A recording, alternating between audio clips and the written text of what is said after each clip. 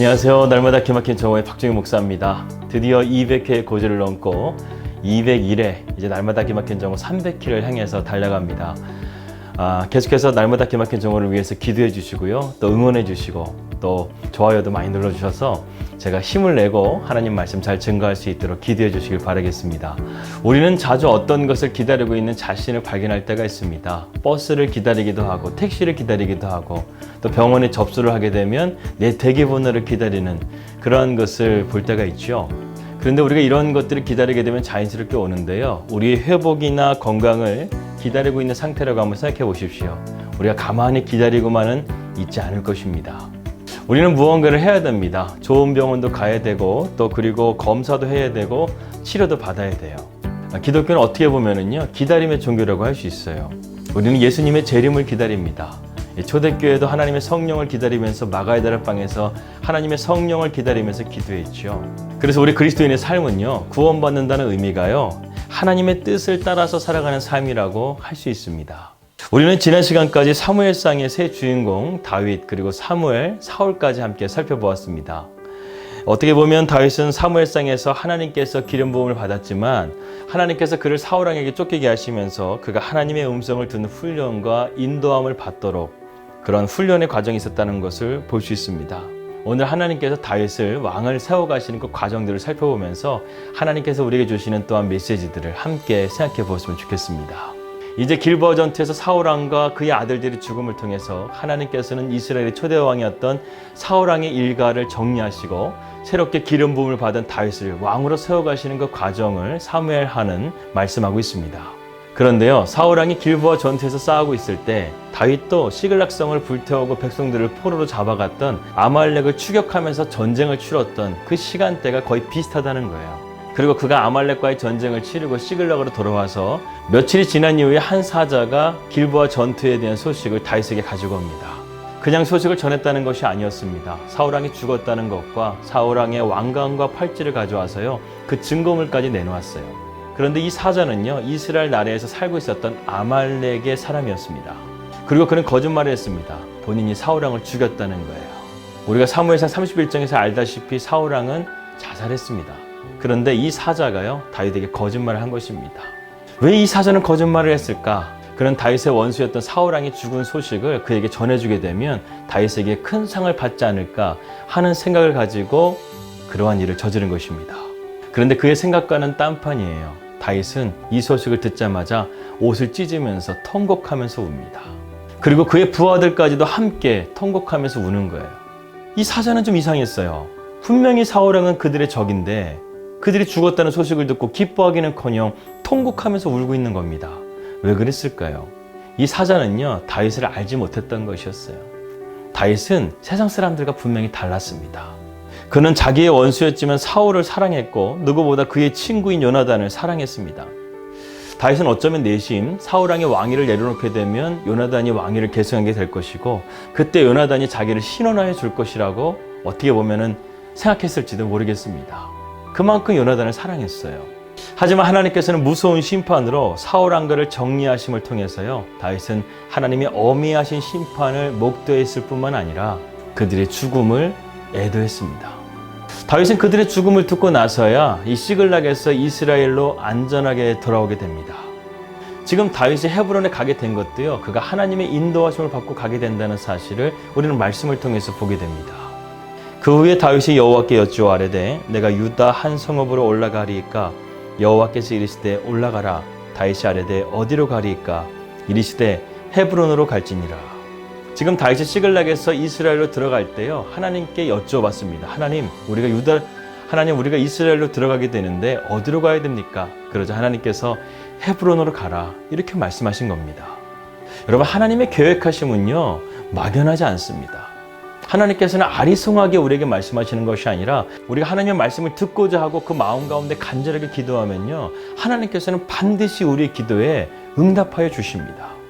다윗은 하나님께서 가라고 하신 그 헤브론에 가서요, 7년이라는 시간 동안 그곳에서 머물게 됩니다. 다윗은 이스라엘에 들어가서요, 어떠한 반란도 일으키지 않았어요. 헤브론에 머물고 있었습니다. 하지만 사울 왕가의 세력들이 다윗을 가만히 두지 않았어요. 그런데 오늘 아주 중요한 말씀을 여러분들에게 말씀드리려고 제가 이렇게 장황하게 좀 설명을 드렸는데요. 오늘 사무엘하 3장 1절 말씀을 우리가 함께 보길 원합니다. 사울의 집과 다윗의 집 사이에 전쟁이 오래매 다윗은 점점 강하여 가고 사울의 집은 점점 약하여 가니라. 오늘 정말 주목해야 될 말씀이 그것입니다. 여러분, 하나님의 뜻대로 살아가는 사람에게는요, 하나님께서 점점 강하게 되는, 점점 복을 주시는, 점점 은혜를 주시는 삶을 살아가게 된다는 거예요. 반면에 하나님의 뜻을 따라가지 않는 사람들의 삶은요, 점점 갈수록 약해지고 피폐된 인생을 살게 된다는 사실입니다. 여러분, 다윗이 지금까지 온 것도 주님의 은혜였어요.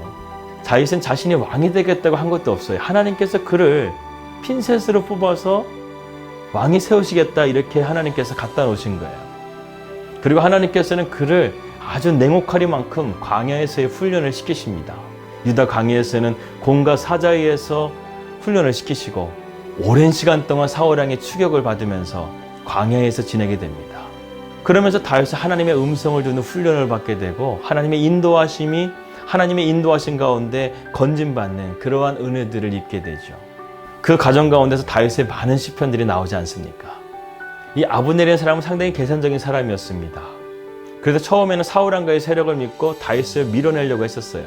하지만 하나님께서 그와 함께 하심을 알고 이 아브넬이 다윗과 함께 조약을 맺기 시작합니다. 그러면서 이 아브넬이라는 사람이요, 그 악한 욕심에 의해서 오히려 다윗을 도와주는 꼴이 된 거예요. 다윗은 아브넬이 이렇게 제안한 이 조건을 가지고 하나님의 뜻으로 알고 그것을 받아들였어요. 그런데 이 아브넬의 뜻대로 되지 않았어요.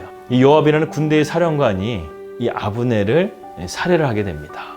다윗은 그 당시에 왕권이 확실하게 자리를 매김하지 못했기 때문에 이 요압이라는 사령관을 벌을 할 수도 없고 또 이렇게 강하게 말할 수 없는 입장이었어요. 그래서 그것을 보면서 나는 아브넬의 살해와는 전혀 관련이 없다. 하나님께서 나를 판단해 주시기를 원한다 하면서 슬피웁니다. 나중에 백성들도 이 다윗의 마음이 진심인 것을 알고 다윗에게 무죄하다, 이것을 받아들이게 됩니다. 아무튼 다윗을 하나님께서 왕으로 세워가시기 위해서요, 이러한 피비린내 나는 것들을 다윗의 손을 닿지 않게 하시면서 악한 자들을 통해서 이 일을 이루어 가시는 것을 우리가 보게 됩니다. 여러분, 세상이 악한 자들의 뜻대로 되어가는 것 같죠? 절대 그렇지 않아요. 하나님께서 이 세상을 다스리고 계십니다. 우리 그리스도인들은요, 무엇보다 하나님의 주권을 인정하면서 나가야 되는 거예요. 지금 코로나 바이러스로 인해서 세상이 혼돈 가운데 있고, 또한 정치와 경제, 이 모든 것이 혼돈 가운데 있고, 또 우리의 마음이 강팍해져 가지고요, 지금 세상에 정말로 악으로 가득 찬 것처럼 보이지만요, 그런 가운데서도 하나님께서는 우리 그리스도인들을 지켜주시고 악한 자들은 멸망하게 될 것을 우리는 반드시 볼 것입니다. 그래서 우리는 베드로전서 5장 8절의 말씀과 같이요, 근신하고 깨어라. 너희 마귀 사탄이 우는 사자와 같이 삼킬 자를 찾는다, 이렇게 말씀하고 있어요. 이 근신하라, 깨어라, 늘 같은 말입니다. 우리가 영적으로 깨어 있어야 되는 거예요. 늘 주님 안에 우리가 거해야 된다는 사실입니다. 결국 아브넬의 죽음과 또 그리고 두 군장이 사울 왕의 아들이었던 25셋을 죽임을 통해서 사울 왕의 일가는 완전히 끝이 나버리게 됩니다. 하나님께서요, 철저하게 끊어주시는 거예요. 그리고 7년이 지난 이후에 하나님께서는 15년이 지난 이후 사무엘에 의해서 이스라엘 왕으로 기름 부어졌던 그 하나님의 약속이 오늘 사무엘하 5장에서 이루어지는 것을 우리는 보게 됩니다. 여러분, 하나님의 계획은요, 철저하고 완전하셔요. 어디 하나 빈틈이 없습니다. 그렇기 때문에요, 우리는 우리 자신을 믿기보다 하나님의 뜻에 온전하게 순종하면서 나아갈 수 있는 저와 여러분들이 되시기를 주님의 이름으로 기도합니다.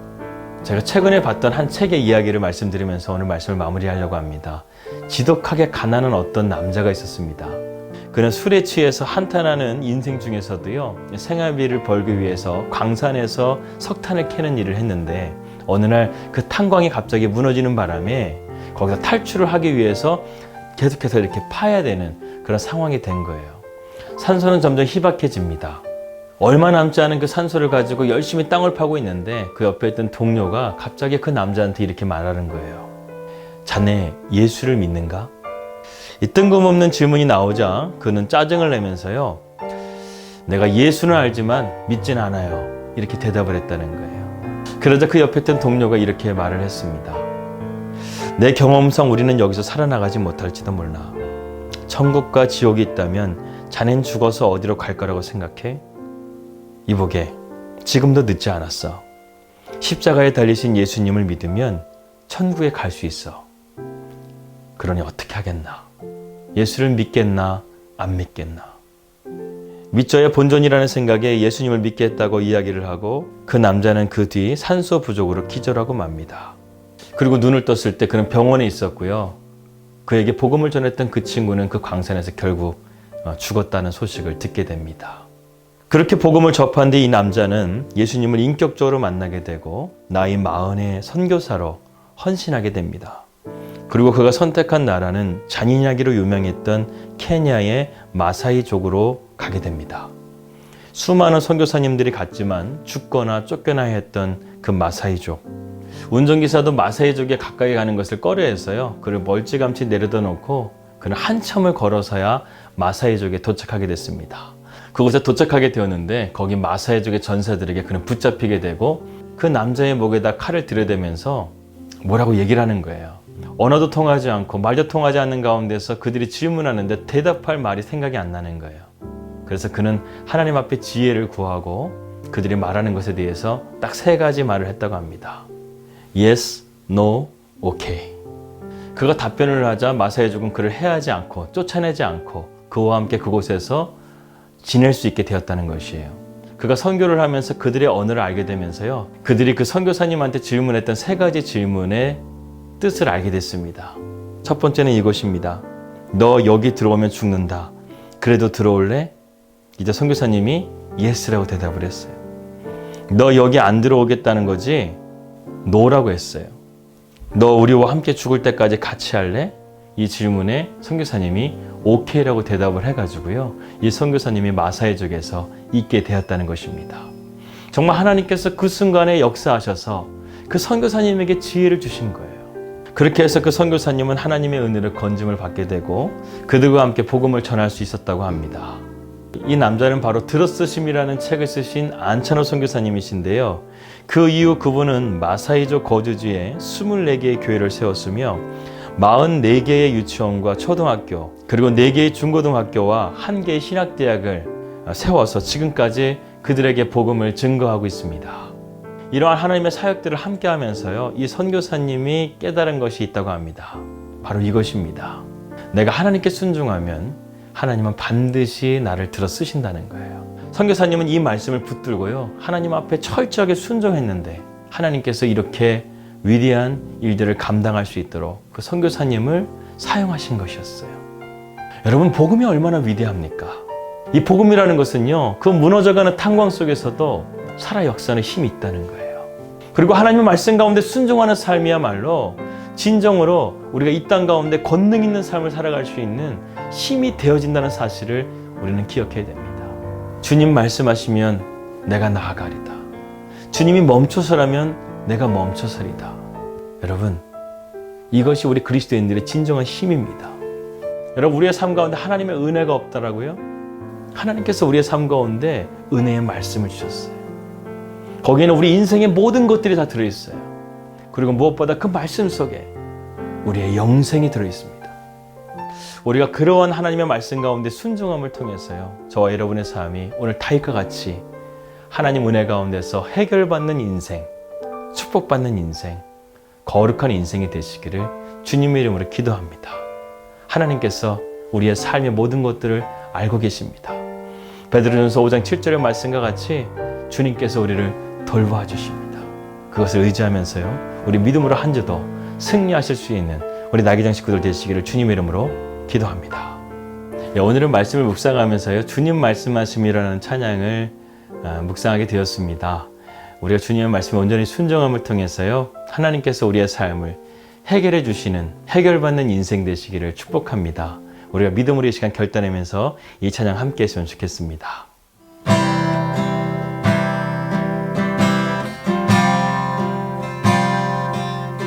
주님 말씀하시며 내가 나가리다.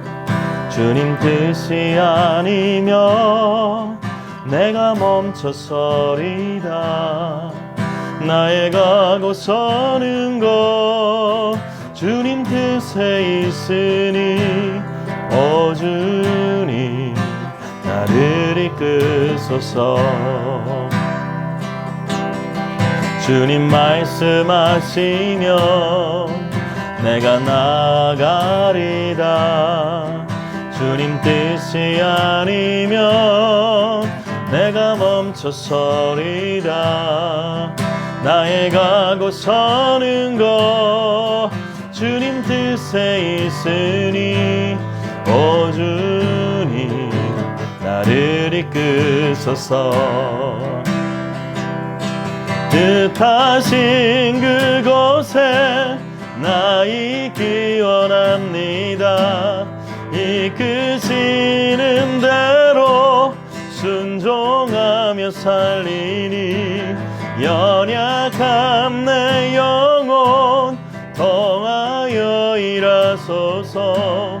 주님 나라와 그 뜻을 인하여 뜻하신 그곳에 나 있기 원합니다. 이끄시는 대로 순종하며 살리니 연약한 내 영혼 통하여 일하소서. 주님 나라와 그 뜻을 인하여 오 주님 나를 이끄소서. 오 주님 나를 이끄소서.